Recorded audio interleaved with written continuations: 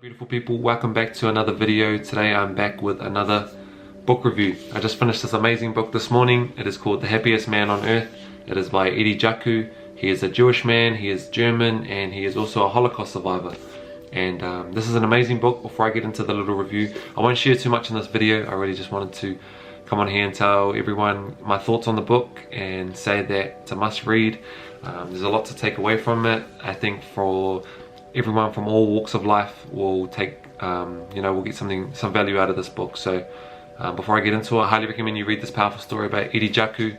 I definitely learned a lot. I wrote down a lot of notes too. I took, in this day and age, I often highlight good quotes from the book, but in this day and age we have cameras on our phones.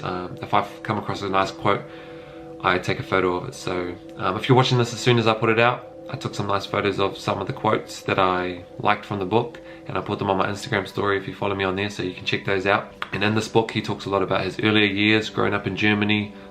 Talks about how when he went to university and went to school to study, he actually had to change his identity and change his name and live a false identity for many of his younger years because of how things were in the world and stuff like that. So in his early 20s, when he was living in Germany, he had to try and escape the Nazis, which he eventually was caught and captured by them. I can't remember exactly if it was in Belgium or not, but I think it might have been in Brussels. Himself and his family were taken to Auschwitz, which was the concentration camps that the Nazis took the Jews to. And I read a book similar to this last year actually. This is the number one book that I always recommend to people. It's called The Choice, and it's by a lady called Dr. Edith Eger. Dr. Edith Eger, yeah. And she also survived the Holocaust, and it's a powerful story, and that's what brought this interest to me. And if you're in New Zealand, like me, I actually got this book from Kmart, and it was $20, so I highly recommend you go out and buy it. But I just want to share a couple of the things that I learned throughout the book and a couple of the reminders that this book gave me. The first thing that comes to mind when I think of the things that I learned from this book was the importance and how important it is to persist and persevere when things aren't going your way. I know it's often hard to compare people suffering to people that have survived the Holocaust, because 6 million Jews were killed in the Holocaust in Auschwitz, so it's often a big tragedy, an enormous tragedy that we can't really compare our own lives to. But what I learned from The Choice that I mentioned I read last year was that all suffering is valid. All our suffering in life is valid. And so what I learned from this is, when you're going through tough times, when things aren't going your way, it's important to persist and never give up hope. He often talks about when he was in Auschwitz how between 30 of them, some days they would have to share one loaf of bread.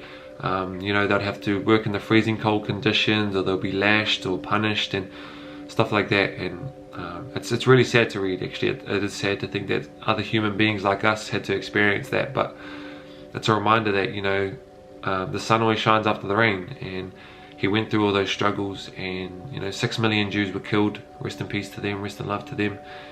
And he came out on the other side, and he survived, and he told his story, and he inspired me, which I'm sure he inspired millions of others. I'm just looking at his TED Talk right now on my laptop. It's got over 1 million views. I'm sure million people watched that and felt inspired by his story. So it just shows that with perseverance and persistence, because he often mentioned times where he thought about giving up and thought about quitting, and just when he thought the will to, I guess he just had a strong will to live, and he lived to 100 years old actually. So that was amazing. It was amazing to read, and that kind of leads me into my next little point. This part of the book really inspired me a lot, and I'm really glad I read this part. And he talks about when he was in Auschwitz, and they said he had a very minimal chance of surviving from all the violence and stuff that he was a victim of. They said there was a very minimal chance of him surviving, and so he said he said a prayer to God. And we may not all be religious, I'm not religious, but I believe in a higher power, and he made a promise to God that if he was to live, and if God was to give him more life, that he would live every single day, and he would live every single day with gratitude, and he would treat people with kindness, and he would be the happiest man on earth. And he did exactly that. And he said it was challenging when he eventually married a woman. He said he feels empathy for her, because it would have been tough for her to be in a marriage with him. But he also talks about a lot of people that survived the Holocaust. They actually unfortunately ended up committing suicide afterwards because of all the trauma that they were faced with, and all the, you know, all the hurt that carried on with them in their life after Auschwitz. And he said that he came close to that too, and he had thoughts of that as well, but what kept him going was his promise that he made to God, and his promise that he made to the Atua, or, you know, the universe, or whatever you believe in. The promise to carry on his life and to live his life to the fullest, and in return, you know, he's inspired so many people. So that again goes back to that point of perseverance, persistence. One of my favorite parts that Eddie talks about in this book is the importance of having a healthy body, or not even having a healthy body, but the importance of our body in general. So he talks about through all the violence and all the beatings that they faced in Auschwitz, and he talks about how, you know, people, our body is an amazing machine. And I always tell people, you know, I see the body as an instrument. We have to keep it finely tuned, you know, and if you take care of the body will take care of you. And that's pretty much exactly what he talks about in this book too.